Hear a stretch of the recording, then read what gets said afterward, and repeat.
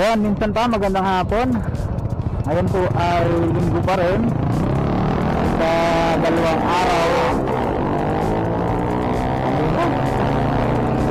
Dalawang araw sa buwan ng Marso 2025. Oras na po natin ay alas 11:50 ng umaga. Narito tayo ngayon kasalukuyan sa bayan ng General E. Aguinaldo o mas kilala sa tawag na Bailen. Ayan o, Magallanes Street tayo. Tapos sa kanan tayo dito sa Real Street. At tutugunan po natin yung request vlog ni Sir Alvin Rolyon na puntahan daw po natin yung east-west lateral road dito sa bahagi ng Bailen papunta po ng Magallanes. Alamin natin kung passable na yung mga tulay dito, no? Kasi last time yung vlog natin hindi tayo nakatawid dito sa tulay dito. So kung hindi man tayo makatawid, hanapin natin yung daan para matuntun uli natin yung kadugsungan ng east-west lateral road para po mapuntahan natin yung Taytili Bridge. Isa rin po yun sa medyo matagal-tagal na hindi naaayos. Ito po ang east-west lateral road ay pinakamahabang bypass road dito po sa lalawigan ng Cavite. Mag-uumpisa po yan dyan sa may silang at magtatapos dyan po sa Magallanes patawid ng Nasugbu dyan sa Batangas, Barangay Luok to be exact. 42 kilometers po yung haba niyan. Isa lamang po itong bayan ng Bailen sa dadaanan niya, no? Layo-layo pa pala tayo.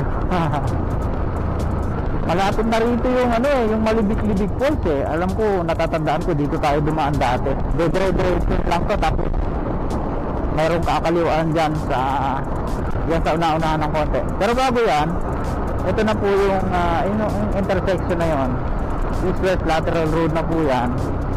Then pagka kumanan dito, yun nga missing link na natampuan na natin, mga ilang beses na tayo, nakadalawang vlog na tayo dyan.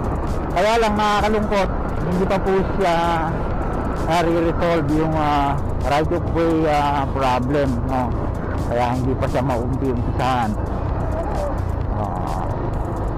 Ito yon. Tingnan natin, silipin natin kung tayo makakalusot kahit motor lang sana. Yan, dito yung galing dun sa missing link na hindi pa siya magawa-gawa, no? Tapos ito yung patawid dito, yung ginagawang tulay. Pwede na. Pwede na siya. Pwede na madaanan. So hindi na tayo maghahanap ng ibang ng ibang alternate route. Ito na siya. Bagaman kabila pa lang yung may tambak, naglalagay pa sila ng walling. Ayan, ubuhos yan eh, oh.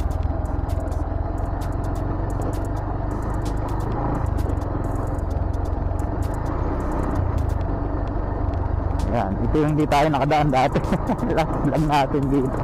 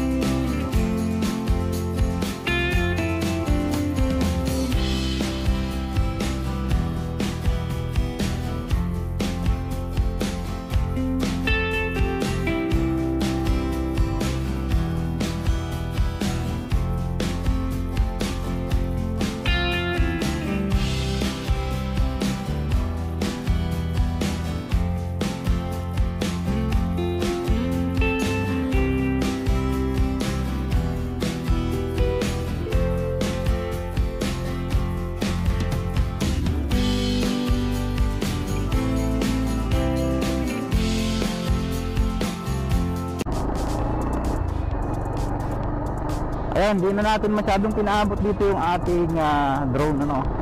At dinire-diretso nga na po natin dito. Dito na tayo nag-resume ng video sa may barangay Kaykuli. At ito po ang paglusong natin dito. Ito na yung Kaykuli Bridge. Meron daw po di umanong paliguan, bandarian ng konti. Ayan. Ayan, oh. Ganun pa rin siya, mga boss, sa Sir Alvin.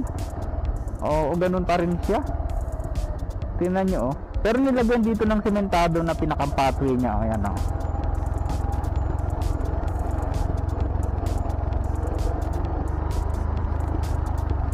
Tapos kinuhanan po natin siya ng aerial shot.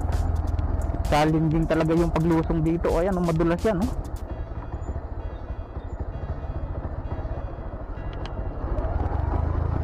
Grabe. Ayan, oh. Ayan. Siguro yung mga sasakyan na yan naliligo nga dito. Grabe pala. Daan. Ayun, nandun yung paliguan, oh.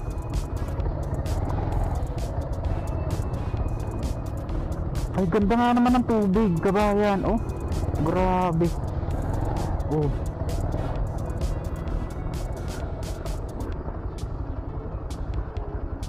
May mga naliligo, ayan, oh, kasi summer na.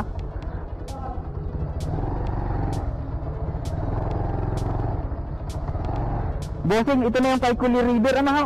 Kaykuli River? Kaykuli. Ang tagal magawa nitong tuloy na ito. Grabe, ang hirap pa ng daan.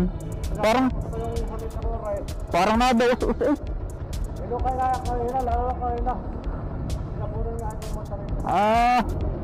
Papanoorin nga. Aakyat ba siya? Papanoorin ko nga kung paano siya aakyat. Pero kanina may mga magkakangkas na nga dumaan eh. Malwan? Oo nga. Oo nga, kanina dagas-gas na ako eh. Ay kaya, oo. 125 lang yun eh, no? Oo. Ano, 110. 110. Kaya. Sige ba, sir, salamat ha. Oh, daming naliligo, tama. Shoutout kay Sir Mr. and Mrs. Kagala. Ayan, pwede niyong puntahan dito. Nako, ay may mga naliligo na doon, oh. Sa Kaykuli River. Ayan po yung Kaykuli Bridge. Ito, pag dinire-diretso nyo ito, diretso na po ito ng Magallanes, yung sa panulukan dyan ng Katitinga Road.